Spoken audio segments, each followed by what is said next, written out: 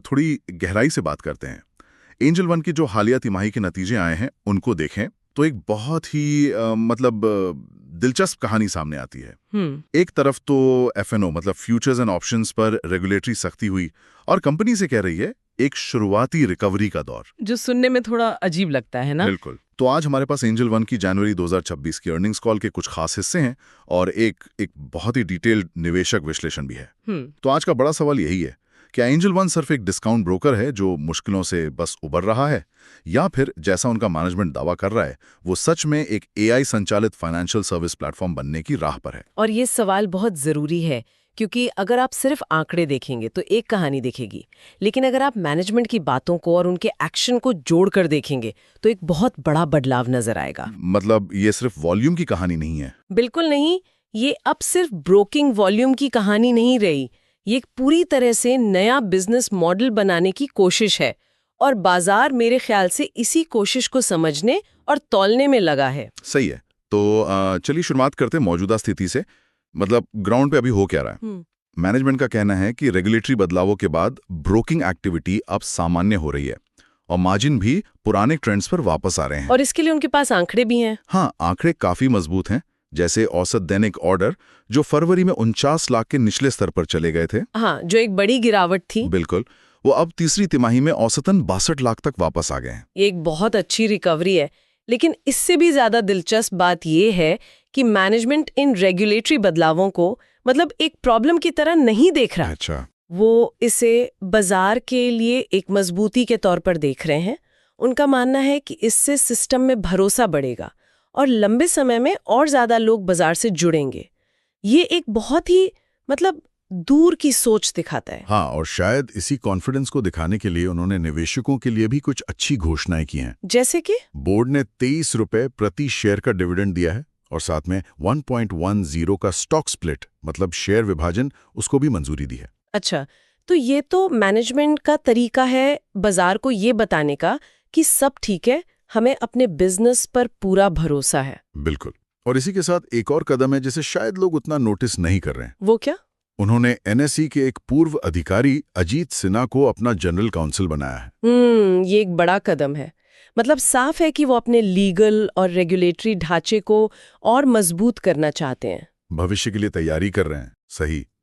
तो ऊपर से तो सब अच्छा लग रहा है, ऑर्डर वापस आ रहे हैं, मार्जिन स्थिर हैं, मैनेजमेंट भी कॉन्फिडेंट है। लेकिन जो निवेशक विश्लेषण हमारे पास है वो कहता है कि असली कहानी रेवेन्यू मिक्स में छुपी है। हाँ, और यहाँ चीजें बहुत दिलचस्प हो जाती हैं। कंपनी की जो कुल कमाई है उसमें ब्रोकिंग से होने वाली आय का हिस्सा पिछले साल ये 64.7% था, जो अब घटकर 58.1% रह गया है। ये तो बहुत बड़ा बदलाव है। बहुत बड़ा।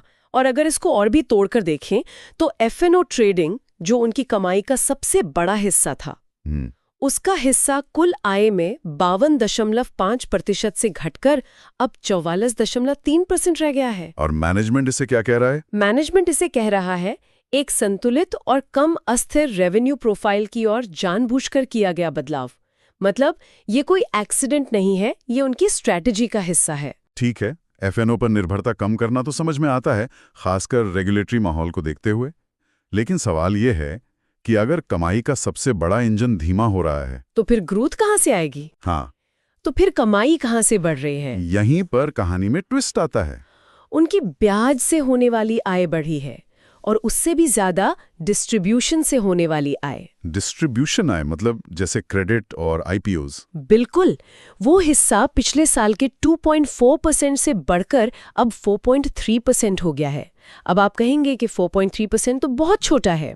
छोटा तो है, लेकिन इसकी ग्रोथ देखिए, ये लगभग डबल हो गया है और यहीं से उनकी भविष्य की कहानी शुरू होती है। और यहीं से कहानी उस दिशा में मुड़ती है जिसका जिक्र हमने शुरू में किया था। ये अब सिर्फ एक ब्रोकर नहीं रहना चाहते। नहीं, बिल्कुल नहीं। इनका लक्ष्य है एक full stack omni channel AI native financial services platform बनना। ये सुनने में बहुत भारी भरकम शब्द लगते हैं। हाँ, लगते हैं। लेकिन आसान भाषा में इसका मतलब है वो एक ही ऐप के अंदर निवेश, लोन, वेल्थ मैनेजमेंट और एसेट मैनेजमेंट सब कुछ देना चाहते हैं। ठीक है, तो चलिए उनके नए बिजनेस को एक एक करके देखते हैं। सबसे पहले क्रेडिट की बात करते हैं। हाँ, लोन बांटने का बिजनेस तीसरी तिमाही में कंपनी ने 7.1 अरब के लोन बांटे। 7.1 अरब। और ये पिछली तिमाही से 56% ज्यादा है। 56%? ये तो बहुत तेज ग्रोथ है। बहुत तेज। अगर इसी रफ्तार पर चले तो ये सालाना लगभग 28 अरब का आंकड़ा बनता है। लेकिन यहाँ एक सवाल उठता है, इतनी तेजी से लोन बांटने में क्या एसेट क्वालिटी का रिस्क नहीं है? मतलब कहीं ये लोन बाद में खराब तो नहीं होंगे? ये बहुत वैलिड सवाल है और इसका जवाब अर्निंग्स कॉल में छिपे एक बहुत ही कमाल के आंकड़े में मिलता है। अच्छा। मैनेजमेंट ने बताया कि एंजल वन के जो मौजूदा ग्राहक हैं वो हर साल बाजार से 1 लाख करोड़ रुपए से ज्यादा का पर्सनल लोन लेते हैं। 1 लाख करोड़? हाँ, 1 लाख करोड़। और उसका बहुत ही छोटा सा हिस्सा एंजल के प्लेटफॉर्म के जरिए लिया जाता है। अरे वाह, इसका मतलब तो ये हुआ कि उन्हें नए ग्राहक ढूंढने बाहर जाना ही नहीं है। एग्जैक्टली। वो अपने ही मौजूदा ग्राहकों को क्रॉस सेल कर सकते हैं और क्योंकि ये उनके अपने ग्राहक हैं तो उनके पास उनका फाइनेंशियल डेटा पहले से है, जिससे रिस्क का अंदाजा लगाना आसान हो जाता है। ये तो एक ऐसा खजाना है जिस पर वो अब तक बैठे हुए थे। तो मतलब क्रॉस सेल का ये एक बहुत बड़ा अवसर है। बहुत बड़ा। और यही सोच वो सिर्फ लोन तक नहीं रख रहे हैं। अब बात आती है वेल्थ मैनेजमेंट की। आइनेक। बिल्कुल। आइनेक का AUM यानी एसेट अंडर मैनेजमेंट 82.17 अरब तक पहुंच गया है। पिछली तिमाही से 34% ज्यादा। यहाँ भी ग्रोथ बहुत तेज है। लेकिन आइनेक में असली कहानी ग्रोथ से ज्यादा टेक्नोलॉजी की है। हाँ, मैंने भी इसके बारे में पढ़ा। वो कुछ नए फीचर्स लाए हैं, जैसे AI अवतार, ऑटोमेटेड वीकली पोर्टफोलियो रैप और AI से तैयार की गई म्यूचुअल फंड समरी। पर सबसे चौंकाने वाली बात, वो 37 वाला आंकड़ा। हाँ, उनके कोड बेस का 37% AI ने लिखा है। 1 मिनट रुकते हैं। 37% कोड AI लिख रहा है। इसका असली मतलब क्या है? मतलब इससे उन्हें क्या फायदा हो रहा है? इसका मतलब है स्पीड और कॉस्ट। वो अपने प्रतिस्पर्धियों के मुकाबले कहीं ज्यादा तेजी से नए प्रोडक्ट्स लॉन्च कर सकते हैं और वो भी बहुत कम लागत पर। ये एक ऐसा कॉम्पिटिटिव एडवांटेज है जिसे आप बैलेंस शीट पर सीधे सीधे नहीं देख सकते, लेकिन ये कंपनी को सालों आगे ले जा सकता है। और ये मैनेजमेंट के उस बयान से भी जुड़ता है जिसमें वो 2025 और 2026 को एसेट एलोकेशन का साल मान रहे हैं। सही पकड़ा। वो देख रहे हैं कि लोग अब सिर्फ डे ट्रेडिंग से आगे बढ़कर लॉन्ग टर्म वेल्थ बनाने के बारे में सोच रहे हैं और वो उसी के लिए टेक्नोलॉजी फर्स्ट प्रोडक्ट्स तैयार कर रहे हैं। ठीक है, तो क्रेडिट हो गया, वेल्थ हो गया, अब उनका तीसरा बड़ा दाम है एसेट मैनेजमेंट। हाँ, AMC बिजनेस। ये अभी बहुत शुरुआती दौर में है। AUM सिर्फ 4.7 अरब है। लेकिन यहाँ उनकी स्ट्रैटेजी थोड़ी अलग है। वो सिर्फ पैसिव फंड्स पर फोकस कर रहे हैं। मुझे लगा था कि वो एक्टिव फंड्स भी लाएंगे। ये एक सोचा समझा फैसला है। मैनेजमेंट का मानना है कि ये एक लंबी अवधि का बिजनेस है।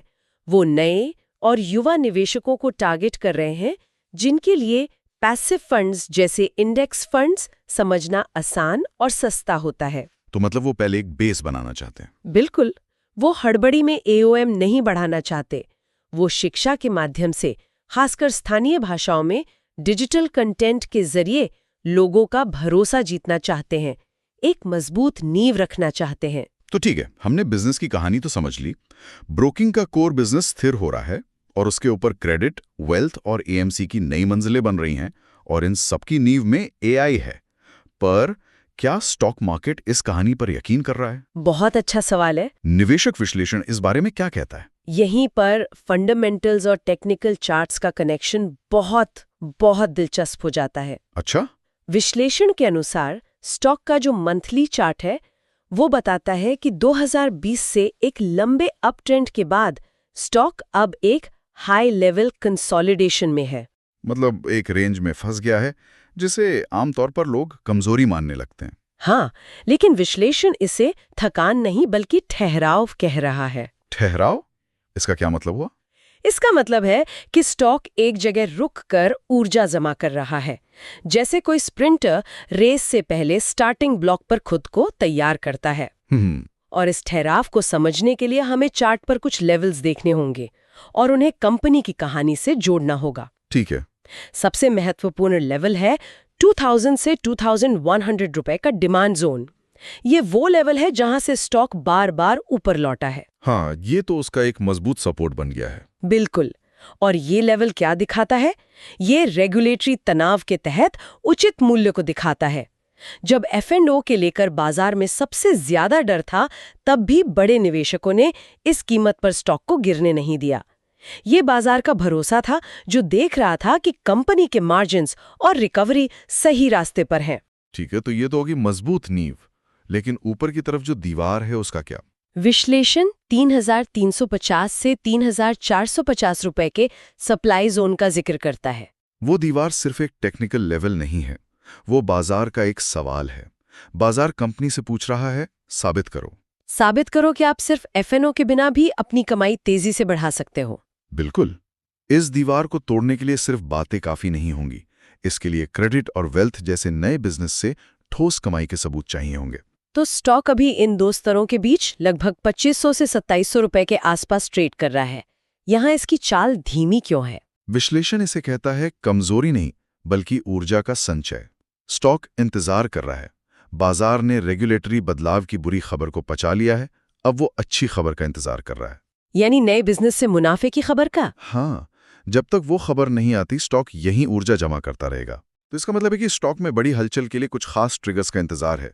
छोटी अवधि में तो शायद मुनाफे में सुधार और फाइनेंस कॉस्ट में कमी से कुछ सहारा मिल सकता है। हाँ, वो शॉर्ट टर्म सपोर्ट होगा। लेकिन लंबी अवधि में स्टॉक की असली री रेटिंग, मतलब उसे एक ब्रोकर से एक फिनटेक प्लेटफॉर्म का वैल्यूएशन मिलना, तब शुरू होगा जब 3 चीजें होंगी। ओके, वो 3 चीजें क्या है? पहला, गैर ब्रोकिंग आय का हिस्सा लगातार और तेजी से बढ़े।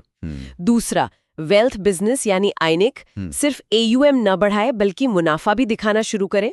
और तीसरा, AI से होने वाली कॉस्ट सेविंग का असर कंपनी के प्रॉफिट पर साफ साफ नजर आए। तो विश्लेषण का सार ये है कि बाजार अब एंजल वन को सिर्फ एक ट्रेडिंग वॉल्यूम की कहानी के रूप में नहीं देख रहा है। नहीं, बिल्कुल नहीं। वो इंतजार कर रहा है इसे एक फाइनेंशियल सर्विसेज प्लेटफॉर्म के रूप में फिर से मूल्य देने का। एकदम सही। और इसीलिए विश्लेषण का जो निष्कर्ष है वो बहुत शक्तिशाली है।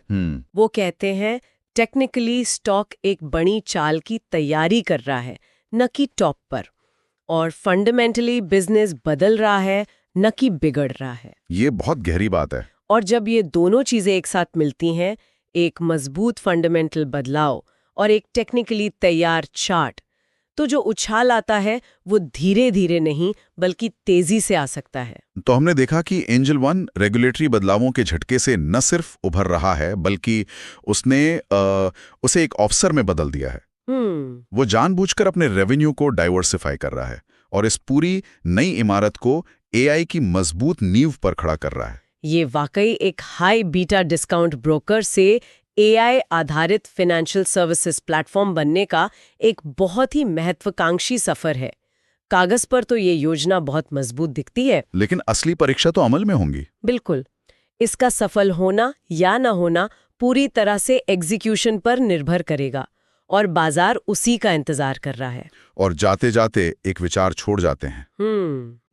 जैसे जैसे फाइनेंशियल इंडस्ट्री में ये ट्रेंड आम होता जाएगा, उन पारंपरिक बैंकों और ब्रोकिंग फर्मों का क्या होगा जो टेक्नोलॉजी अपनाने में धीमी है? ये एक बहुत बड़ा सवाल है। क्या ये एक नई तरह की एक तकनीकी खाई बना रहा है जिसे पारंपरिक मूल्यांकन के तरीके जैसे PE रेशियो या बुक वैल्यू शायद पूरी तरह से पकड़ ही ना पा रहे हैं?